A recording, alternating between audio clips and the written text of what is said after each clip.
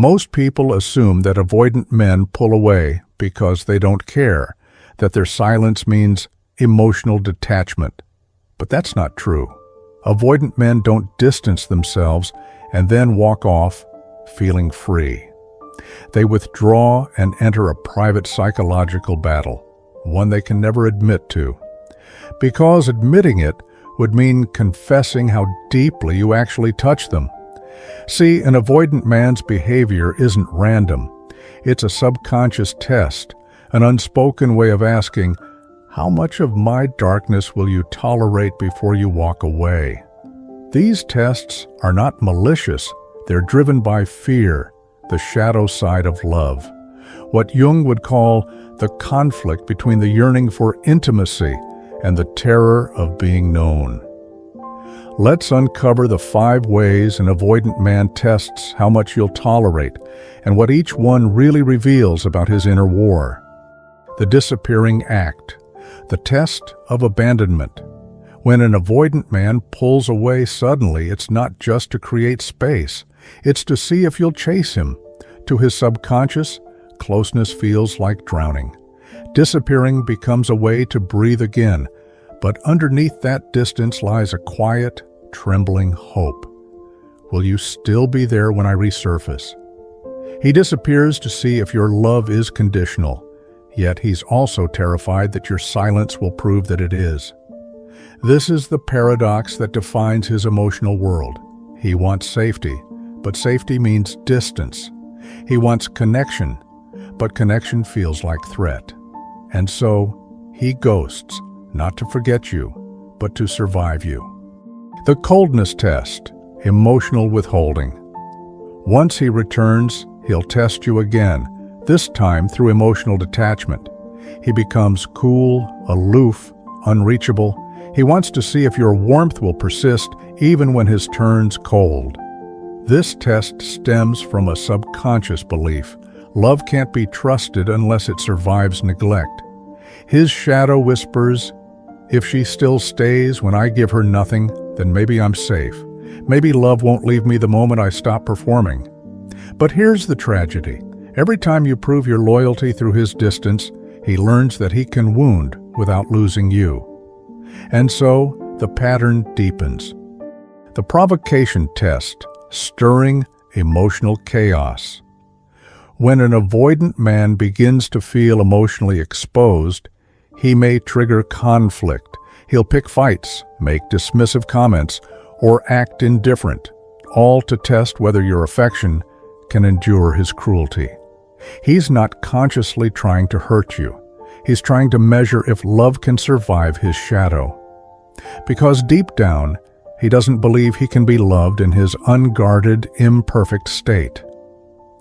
Jung wrote that what we repress in ourselves eventually manifests in destructive ways. For the avoidant man, that repression takes the shape of sabotage. He tests you to confirm the painful story he already believes, that real love is impossible for someone like him. But each act of provocation is really a cry from the subconscious. Will you still see me when I'm most unlovable? The comparison test, devaluing to protect. At some point, he'll test your confidence by comparing you, subtly or overtly, to someone else. Not because he truly prefers that person, but because idealization gives him distance. If he can convince himself that there's someone better, he can justify his fear of committing to you. This is the ego's defense against vulnerability, the illusion that love is replaceable.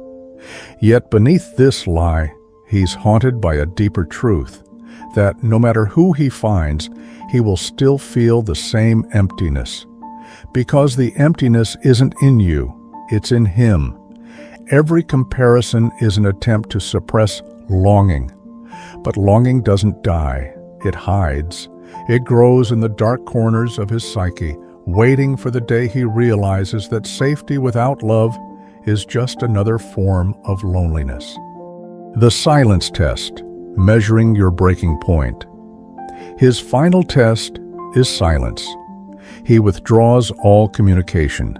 not out of hatred, but out of fear. He wants to know how much pain you'll tolerate before you finally choose yourself.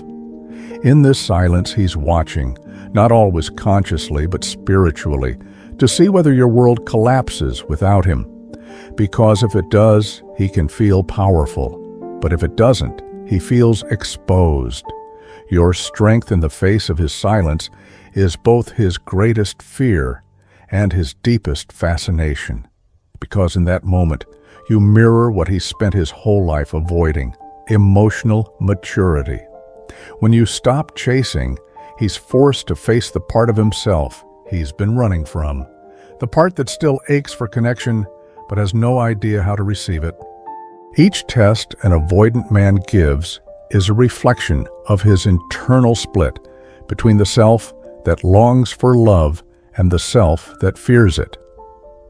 When you pass his tests by enduring, he doesn't love you more. He simply learns that love can be survived without growth.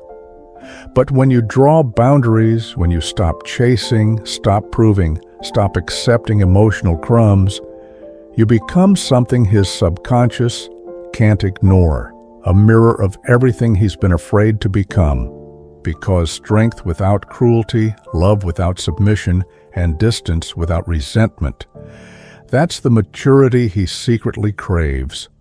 The truth is, avoidant men don't test how much you'll tolerate because they want to destroy love. They do it because they don't believe they deserve it.